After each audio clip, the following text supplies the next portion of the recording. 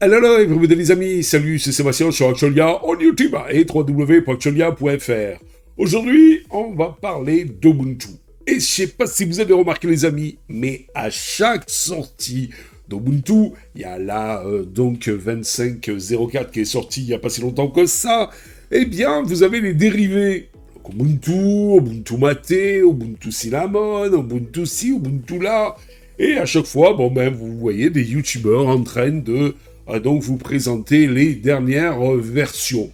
Bon, avant je le faisais, je le fais plus trop maintenant, on va dire. C'est parce que, maintenant Linux est devenu mature, il faut dire ce qui est de version en version, il n'y a pas grand-chose, et puis quand vous avez testé l'Ubuntu, vous prenez une Fedora, c'est plus ou moins la même chose. Voilà, Ubuntu est passé sur tel noyau, Fedora est passé sur tel noyau, mais aussi Fedora est passé sur, par exemple, GNOME 48, et Ubuntu aussi, donc c'est un petit peu la même chose, à part quelques petites spécificités d'une distribution à l'autre. Mais aussi, il y en a beaucoup qui parlent d'Ubuntu Kylin. Mais alors, c'est quoi Seb? À quoi ça sert? Et c'est pour qui cette fameuse distribution? Qu'il faut dire ce qui est, on n'en parle pas beaucoup, mais je vais vous dire pourquoi.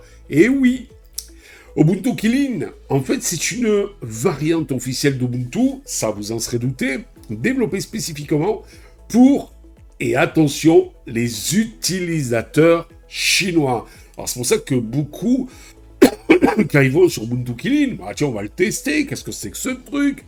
C'est vrai que ça a l'air joli comme ça, mais c'est quand vous le demandez donc en français, eh bien il y a beaucoup de choses qui sont en anglais et voire parfois en chinois. En fait, c'est vraiment destiné un petit peu pour contrer Deepin et autres, donc pour les utilisateurs chinois. C'est né d'un partenariat, en fait, entre Monsieur Kali Nicole, éditeur d'Ubuntu, la société derrière donc Ubuntu, et plusieurs institutions chinoises telles que la National University of Defense Technology, la NUDT. Cette distribution a été lancée pour la première fois en 2013. Elle vise à offrir une expérience Linux, mais localisée, optimisée et adaptée, écoutez bien, aux besoins spécifiques de la Chine, avec un accent sur la simplicité, la compatibilité matérielle, vous n'aurez pas plus qu'une Ubuntu normale, et la familiarité pour les utilisateurs venant de Windows. C'est vrai qu'une Ubuntu Kylin ressemble pas mal à Windows. Mais alors, à quoi sert réellement cette distribution Seb? Eh bien, Ubuntu Kylin remplit plusieurs objectifs. Promouvoir une alternative locale à Windows, mais en Chine, notamment pour les administrations, les établissements éducatifs et les entreprises qui souhaitent une solution open source, donc pour leurs besoins. Donc fournir un système préconfiguré avec des logiciels adaptés au marché chinois, le support des caractères chinois, les outils de saisie spécifiques, l'intégration de services locaux, comme par exemple Baidu, WPS Office, etc. Et encourager l'adoption de Linux pour un public non technique en mettant l'accent sur la simplicité, la facilité d'utilisation et une interface familiale qui, il faut dire ce qui est, ressemble quand même pas mal, sans être une copie conforme, à celle de Windows.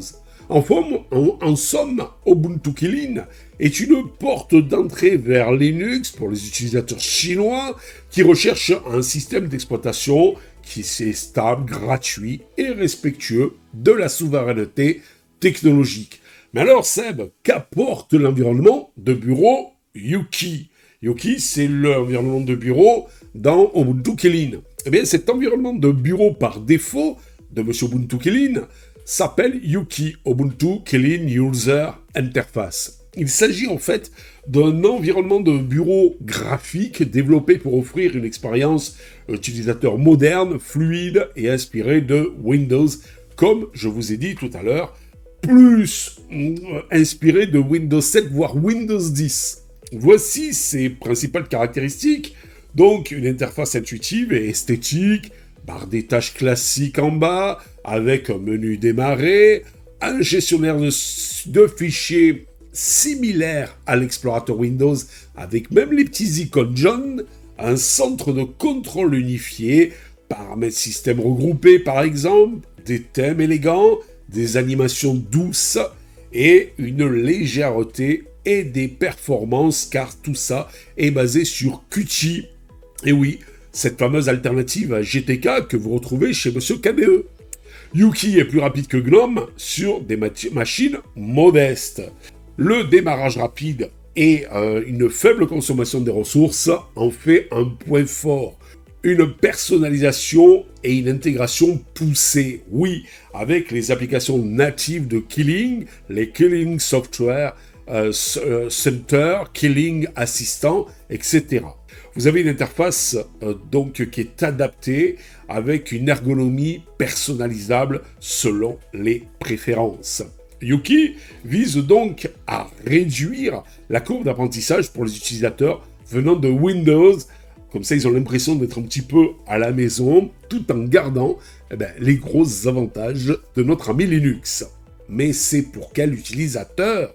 Eh bien, Ubuntu Kylling s'adresse principalement à des utilisateurs chinois, grâce à sa localisation complète, ses outils en chinois et ses services intégrés chinois. Une distribution soutenue par les institutions gouvernementales, donc très utilisée dans les secteurs publics en Chine. Mais c'est aussi pour les débutants en informatique et surtout donc chez Monsieur Linux. Vous avez une interface rassurante pour ceux qui migrent depuis Windows. Une configuration prête à l'emploi, sans besoin de paramètres complexes et de lignes de commande à rentrer pour faire quoi que ce soit.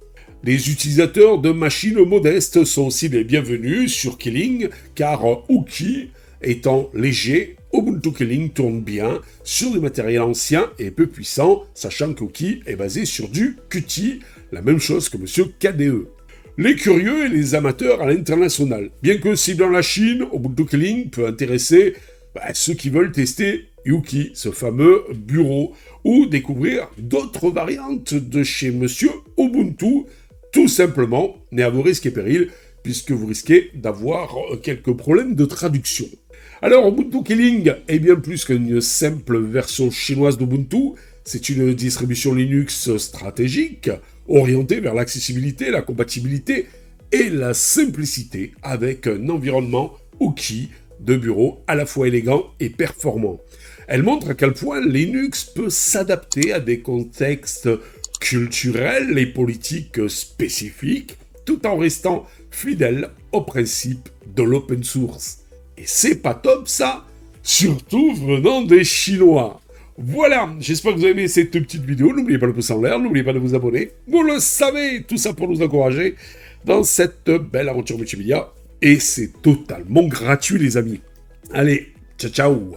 Si vous avez aimé cette vidéo, abonnez-vous, mettez un pouce en l'air et partagez cette vidéo. Merci, cela fait toujours plaisir.